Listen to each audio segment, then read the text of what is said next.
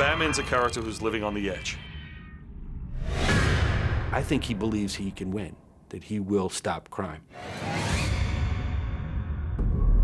The thing that elevates Batman has always been his rogues gallery. Classical heroes are defined by their villains.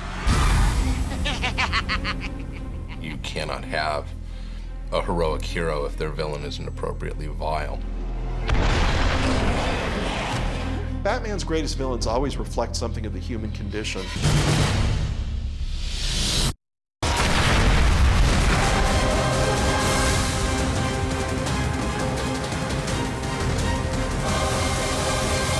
You know, I'm not really attracted to writing Batman, but I am attracted to writing his villains.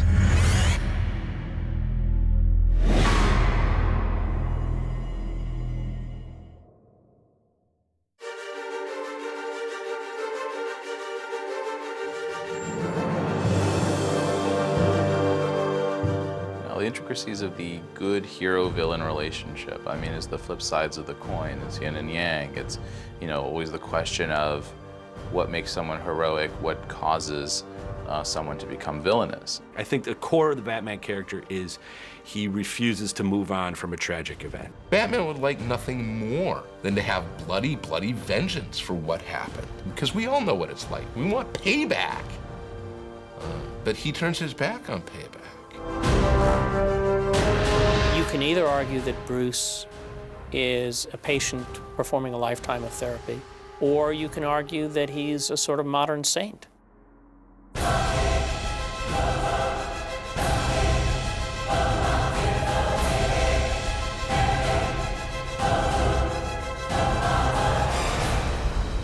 As the superhero becomes stronger and more confident in their role, what happens to the villains? Do they become crazier and more villainous? The best villains address heroes' weaknesses. The villains help define who the hero is. Based upon what the hero's weaknesses are, the greatest villains exploit those weaknesses. The power a great villain brings to any character is he escalates the challenge. We have to push our villains to the extremes, and the villains always have to be greater than the hero, because the heroes always have to come the greater odds. If you have villains that are easy to defeat, then a hero looks like a bully. When you craft a villain whose evil is palpable, whose threat is immediate, it makes the hero a more important character from the minute the villain's on the stage. I think what's important in translating Batman is that you find the villains that are colorful, that give the hero the most challenge, and can excite generations not only simply because they're nostalgic, but because they are very, very exciting. As time goes on, we've gotten away from sort of notions of pure good and pure evil. It doesn't work anymore to say, well, because he's the bad guy. And in some of the earlier comic books, characters described themselves as supervillains, which was fine for the time. I think that's just sort of a natural function of the evolution of comic book storytelling. To me, the important thing is to hang on to the essential stuff. I don't really care what you do with the characters as long as you're keeping true to the core of them. Just as Batman has evolved and changed over the years, thanks to the different creators who've written and drawn the stories about him, so his villains have also changed. I think pathos is the thing that makes a great villain. And I think Joker is the exception because he doesn't have it. He doesn't have an internal tragedy. The villain, ideally, when he goes up against a hero of Batman's magnitude, should, I think, reflect different aspects of Batman's personality in a negative way. Batman's villains, a lot of them are very psychological in nature, whether you're talking about the maniacal insanity of the Joker or the fear of the Scarecrow. And when you look at the Batman and you look at his villains, they really are two parts of the same brain. It makes the conflict that they're going through a lot more interesting. Characters fighting something within himself as well. That kind of layering, I mean, that depth to a villain, all that you bring that into any conflict, you know, Batman opposite that, and it becomes so emotionally charged. I think that the villains work best in Gotham City when they're human, whether they're, you know, they have about as much as far as superpowers go as Batman, which is none. When a villain puts on the weird costume and goes after Batman, they're not looking at it so much to defeat a man, they're looking at it to defeat whatever is inside them that tears at them, that forces them to be a villain. You know, if you're trying to figure out where to ply your trade as a villain, where you can rob the most banks, well, it seems somewhat logical that you'd kind of avoid Metropolis if you could, because Superman's a tough cookie, you know? Gotham is hell. Gotham is the worst possible urban disaster in American history. And for the conceit of Batman to work, it has to be from the ground up. I think that a lot of criminals look at it as like the big game, you know, the big time. If I can move up to Gotham, if I can get myself a costume and maybe some powers and a gimmick, and I can be the next guy in town. So while Batman serves as sort of like a lightning rod for madness and villainy and so on, he's also a rallying cry for those good hearts. When you have a character like Batman who operates at the edge of legality and the edge of sanity, when you're dealing with that kind of character, then that sort of evokes the kinds of characters that would get sort of caught in that web. This is a guy who's going to use his wits and his powers of deduction and his mind to catch a villain. And so you have the opposite of that with the villains, who most of them would rather catch and beat Batman and destroy him in a psychological way than they would to kill him or to harm him. Because if you can stop the detective from figuring out what your plan is, then how much smarter are you than he is? You can make a very valid argument that only superheroes survive the decades by having great villains. When Batman put on the cape and the mask, it was like he said, okay, there's no holds barred, and everybody else stepped up to fight him on his terms.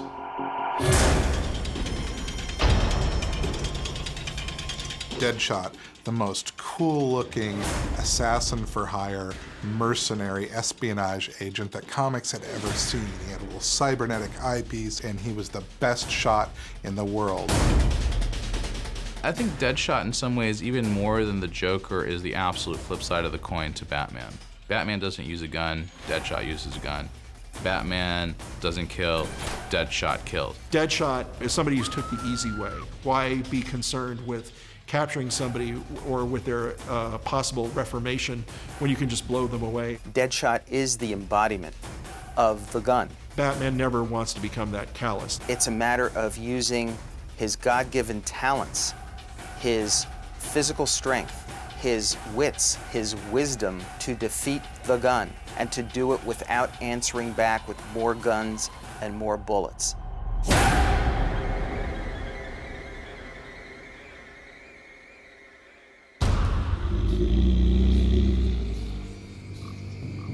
It's always interesting, and it's been explored in many different stories, you know, why Batman gravitates to the bat. In the case of Killer Croc, he doesn't really have the choice. It's sort of thrust upon him. Croc is human. He has a skin condition. I think you look at Killer Croc, you look at, you know, a monster unhinged. His reflection on Batman is, I think, the brutality aspect of what Batman does by going out and kicking ass on these criminals. Batman kind of recognizes that he has a bit of that monster in him also. If he was to give himself over to killing his enemies, as opposed to capturing them and turning them over for treatment, that he could become as much of a monster as Croc is visually. Croc is ugly. Croc lashes out at the world because he's ugly. Croc is all about letting that anger rule with free rein in that sense. And Batman is about the tight control of it. Poison Ivy first put down her roots in the comics in 1966. She's kind of DC's version, DC Comics' version of the ultimate femme fatale. She wakes up one day having been horribly, brutally victimized by men. She's toxic. She could either, you know, kiss you and seduce you or knock you out or even kill you, depending on how potent the kiss was. You know, she sort of embodies, you know, humanity's battle with the environment. Here's this person who's split because she's not a plant, but she wants to be.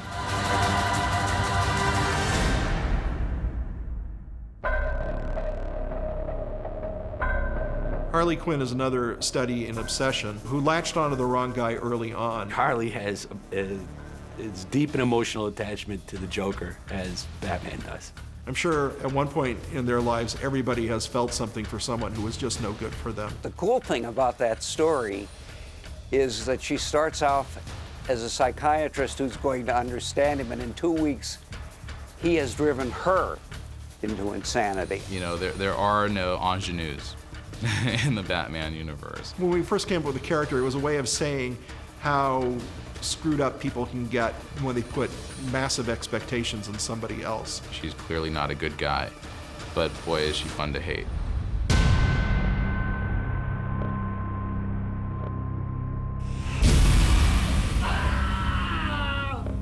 In 1940, when Clayface debuted in the Batman comic series, Boris Karloff in Hollywood was the king of the monsters. He was a man who was able to use makeup to turn himself into any kind of monster on screen imaginable. The original Clayface had no power to change his form whatsoever.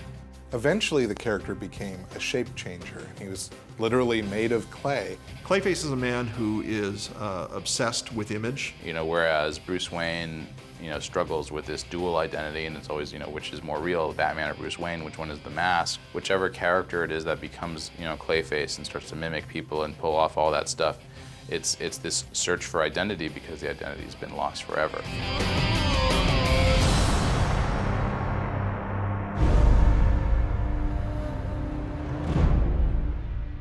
In comics, to have a villain be successful, you want them to be visually interesting as well. And in 1949, in the Batman comics, they introduced a character named Mr. Zero. Mr. Freeze has a very understandable and very human engine that drives him. Freeze is a perfect character drawn out of pathos. And what's fascinating about that origin is that that's a late origin. It's not that he wants to freeze things, it's that his own heart has been frozen because of his loss. And when the world took that love from him, did two things. He retreated emotionally, and he decided that if he couldn't have it, nobody else could. Most of them have had something happen that causes them to be this way. And I think that speaks to the point of why Batman, A, is able to take them down, because he understands what makes them tick in a very fundamental way, and puts him in a situation that he'll actually save them.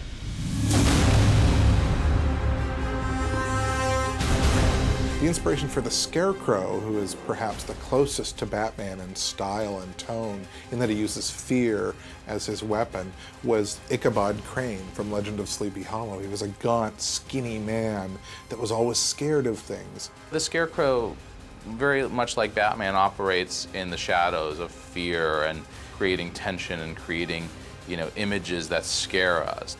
They both began as rationalists. Batman stayed there. The Scarecrow became obsessed with fear. But Scarecrow's always one of those villains who's going to undo himself because he's going to use the tool too many times on the wrong person. It's science fiction right now, but it's very believable.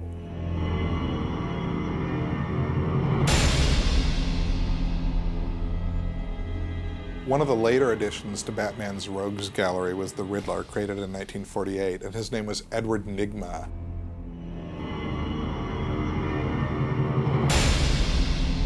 He can only speak in riddles and in questions. His attitude toward the world is, I know more than you, and I am more than happy to demonstrate it. He's obsessed with creating the perfect puzzle. Batman's obsessed with solving every puzzle. There's a great joke that Mark Waid once told me. Batman is in Commissioner Gordon's office, and they're searching for the Riddler, and the phone rings, and Gordon answers, and it's the Riddler, and he hands it over to Batman, and Batman says, you know, where are you, Nygma? And Riddler says, the building is burning down, and there's a bomb, and it's going to go off in 3 minutes, and you've got to get me out of here, Batman. Batman says, just tell me where you are. And Riddler says, I'm at the corner of... If the cock crows twice at midnight, you know, he cannot help but every time faced with Batman go, I'm smarter than you. So he will literally happily burn to death if the last moment will be, ha, I beat you.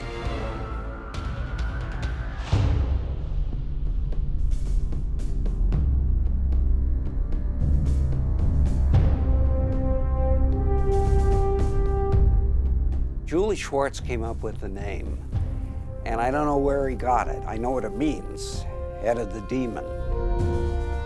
Ra's al Ghul represents a lot of temptation for Batman and Bruce Wayne. Bruce Wayne lost his father at a very early age and never really knew him that well. And Ra's al Ghul has come along in a very fatherly way saying, you know, you have great potential, I sense great strength in you, I admire you, I'd rather not fight you as an enemy, I have a beautiful daughter who adores you, think of what a family we could make together. Ra's attacks as a peer. He absolutely, from the start, approaches him as an equal. Ra's really does recognize all the problems that beset our planet and knows what to do about them. He wants to lead Earth into a new age, into a state of paradise. Feels that the planet is dying, we're using up all our resources, wouldn't it be great to clean it all up? It's his methods, you know, the part where he wants to kill off, 90% of the people on the planet that are problematic. They both are doing what they think is best for the common good. Here's an intellectual, right? Someone just as driven as Batman to accomplish their goals. Ra's will always represent the great temptation, but he will also represent the greatest evil in Batman's eyes.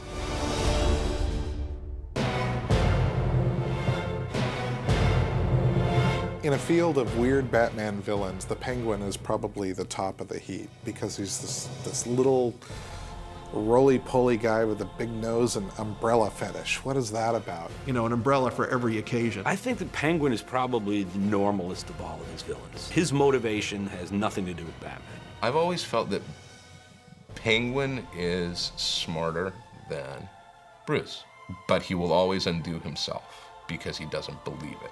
I always felt there was something in Penguin that strived for legitimacy, that he would like to make Gotham City sort of bow down before him. And in recent incarnations, he's done that. The Penguin, to me, it's, again, if Bruce Wayne had gone a different way, if he had grown up not to be the Batman and had become sort of the worst version of the, boss tweed of Gotham City.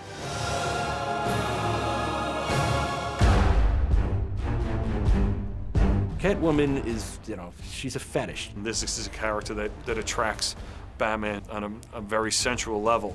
Batman has always had a thing for bad girls. He was originally engaged to Julie Madison and Linda Page, but these women paled in comparison and could not keep Bruce Wayne's attention. Regardless of whether or not Batman is hot for her, she's still a criminal. Catwoman represents to Batman the seduction to go one step beyond, to lose all control, all inhibition, and really embrace the darkness that he has mastered and really become a servant of it.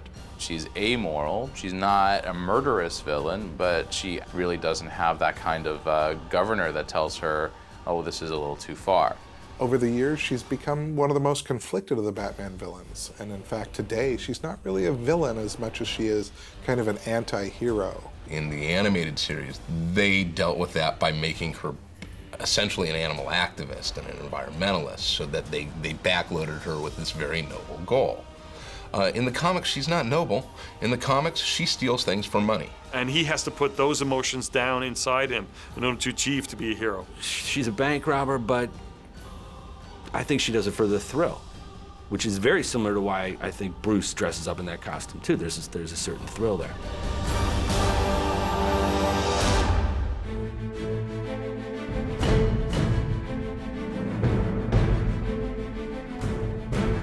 Even today, if you're a Batman fan and you see somebody flip a coin, you can't help but think of the villain Two-Face. You can get his backstory in about 2 sentences. He was a DA who was horribly scarred, and those scars brought out weaknesses in his own psyche. What I find most compelling about him is there's a good man inside, and he's trapped and he's powerless. Two-Face explores the duality of Batman. They both have a defining moment in their lives that's changed them. You see a character not unlike Bruce Wayne who wanted to make the world a better place. He turned to the law and wanted to work within the system to effect change. What makes Harvey relatable is we all have to make difficult decisions in our lives. The coin is about morality.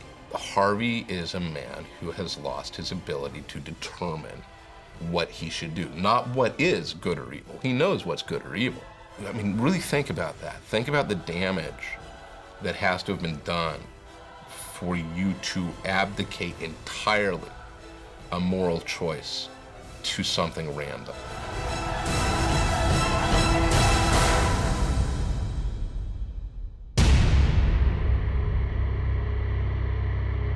The Joker first appeared in Batman #1 in 1940, and the Clown Prince of Crime has been bedeviling Batman ever since.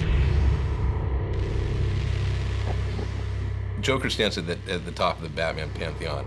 He's based on an old Conrad Veidt film called The Man Who Laughs. And Conrad Veidt has had his face cut so that he's got this garish grin, and it's a horrific image.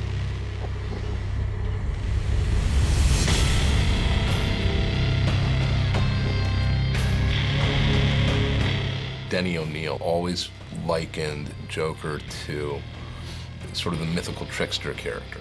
The irony of the Joker is that he looks like a clown, which is supposed to be a happy, smiling, feel-good type of character, and yet he's the most terrifying thing in Gotham City. Batman is the good guy. He is cloaked in the garb of a demon, a monster. The Joker, he's a demon within, garbed in the guise of the carnival. You know, the Joker to me has always been sort of like the aspect of where Batman could have gone had he really cracked when his parents were killed. Both are driven by demons, and that line gets very, very thin. That's what the conflict is. That's where they come together, is that they both operate in this space of unpredictable insanity. And it's just a question of, is there a moral line to cross? And Batman doesn't, and Joker does. And the Joker's always there to remind him of the fact that there is the need for self-control in being the hero. As the world got darker, the Joker got darker as well. Joker becomes problematic because he's Hannibal Lecter. I mean, he's that level of villain. He is absolutely purely vile. The Joker went through a lot of iterations, and in some he was nothing you'd worry about too much. But the real Joker is a vicious killer who enjoys it. When Joker's written well, he should be terrifying, and then he should make you laugh at inappropriate times, and then you should hate yourself for doing it. It's the clown that is going to kill you with a smile on your face. That is one of the primary reasons that the Joker has been hailed in all quarters as the greatest supervillain ever created.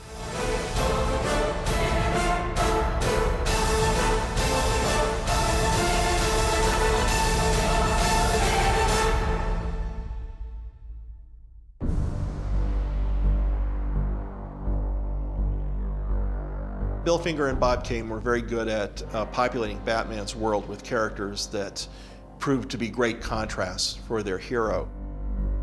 You had a lot of Batman stories, which meant that the villains who were popular were used over and over and over. One of the things that did was that allowed the creators to add on to elements of their characters. And as writer after writer and artist after artist sort of delivers their take on the character, they're basically, you know, carving the marble a little more specifically. As the character of Batman evolved into the 1970s, you had a character who had been around already for 40 years. You also had a political climate in the country that was changing around as people were starting to question authority. We had been through multiple wars. It was a very different climate in America where the comics were being produced.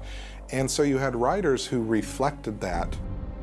So we go lighter from the 50s on through about the mid-60s. Then you go into the camp era with the TV show, and they're all kind of broad and absurd. As we come out of that, the villains start getting darker again. People led by Julie Schwartz, Denny O'Neil, Neil Adams. Pop culture ground was pretty fertile at the time for the creation of colorful bad guys. These are the kind of bad guys that the public wanted. Suddenly they became darker, more vicious, or they became a deeper character and you started to understand that there were multiple sides to them, that they weren't just a villain. Stan Lee, I think, said it best. Stan said that as far as he was concerned, he wanted to make villains who did not wear black hats. He did not see them in contemporary terms as being either black or white. He said every villain was gray, that classic villains don't really think of themselves as bad guys. It's as simple as that, I think. It's that you cannot identify with a totally alien being. There has to be something in both the hero and the villain that you can resonate to. You can sustain far more interesting stories and battles over the years when you're dealing with textured, layered characters. The power of a villain comes from the drama of his actions, but it also comes from your feeling the realistic chill of evil. So there's nothing better than, to me, a guy that you at first identify with and understand, and then he slowly makes choices that you might make until eventually he starts making choices you wouldn't, and you see that, there but for the grace of God go I. If we can come up with a storyline, a through line, an emotional dynamic, revealed or unrevealed, that makes that pattern one that we believe could exist in the world, that scares us just for knowing that it could exist, that brings richness to the story. If you can understand and wrap your head around them and then see them kill indiscriminately or threaten people's livelihoods or lives, then it helps you separate from what's right and wrong and allows you to understand what the morality that Batman stands for and the need for Batman in the world where these villains exist. Well, Batman's Rogues Gallery is the best in comics. That's why every other comic tries to duplicate it. The complexity, the depth of each individual villain shows even the multiple complexities and depths of our lead hero. They're all very well defined against his psychology. As much as everything else that's going on with him, psychologically, they all present compelling drama and motivation. We need to challenge everything that he is and constantly remind people of what his weaknesses are in order to understand why this journey, this fight, continues endlessly.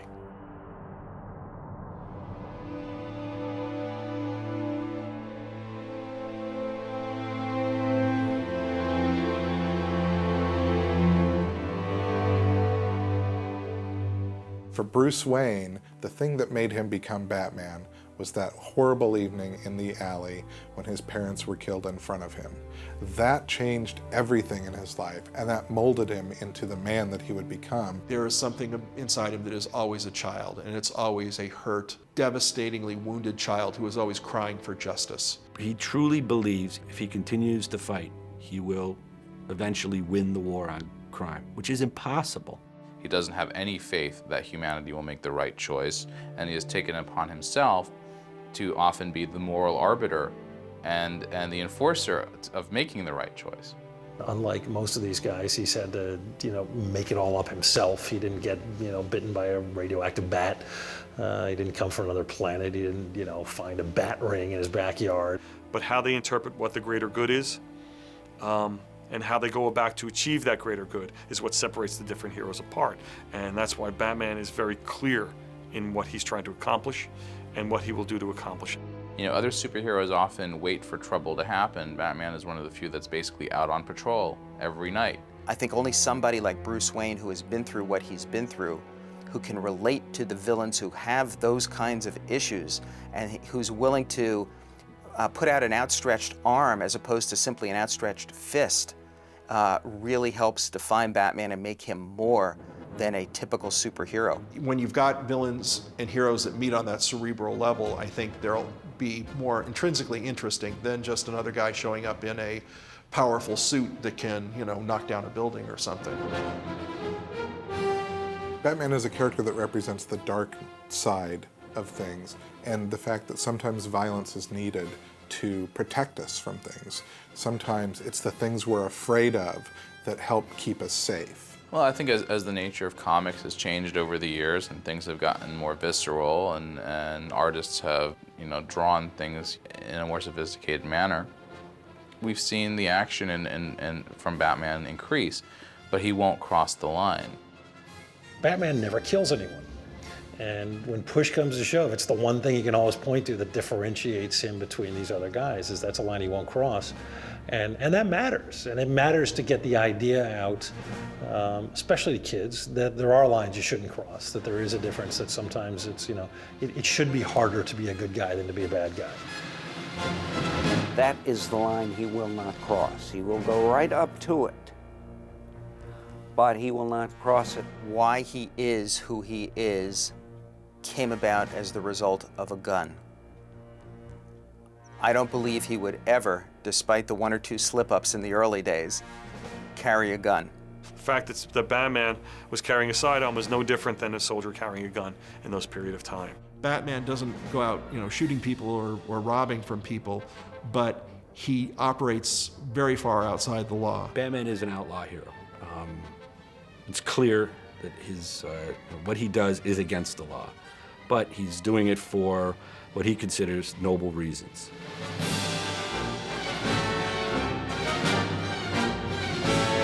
There's a dichotomy in that. We know that those same laws that protect us when we're innocent people also allow a fair number of guilty people not to be punished, or not to be punished as swiftly as they might. Bruce Wayne had a choice after he made his vow on his parents' grave. He was going to get the bad guy who did that to his parents. He was going to get all the bad guys. He was going to be one person who could make a difference. He could not operate under those laws of society because he could see how hampered he would be in trying to accomplish his mission effectively. The idea that he is lawless and willing to do anything to stop someone is a powerful tool, because they don't know how far he'll go, even though he has a very clear distinction of how far he would. He has been fighting this evil and this darkness for so long that it can't help but have crept into him. The key for him is to make sure that he never steps over the line and becomes part of the darkness himself. When you look at the duality of Batman versus his villainous rogues gallery, they really are two parts of the same. They really are yin and yang. The difference is that villains are always trying to kill Batman. He's not trying to kill anybody. He's there to protect these people, right? Not to catch this guy. If protecting them ultimately means catching the guy, that's the goal. But if it's the choice between save these lives or catch the bad guy, he's gonna save the lives. I don't think anybody could come up with anything more basic than what I consider to be the utter genius in not only the creation of Batman and his origin story, but in the creation of the Joker and the classic villains that oppose him. Batman is an enduring character. He represents good, but he's also the darkest side of us. His villains represent evil, but they also represent the selfishness that's in us. Those kinds of things, those concepts at their base, are never going to be away from humanity. And Batman, as an entertaining character who taps into those, I don't think ever will be either.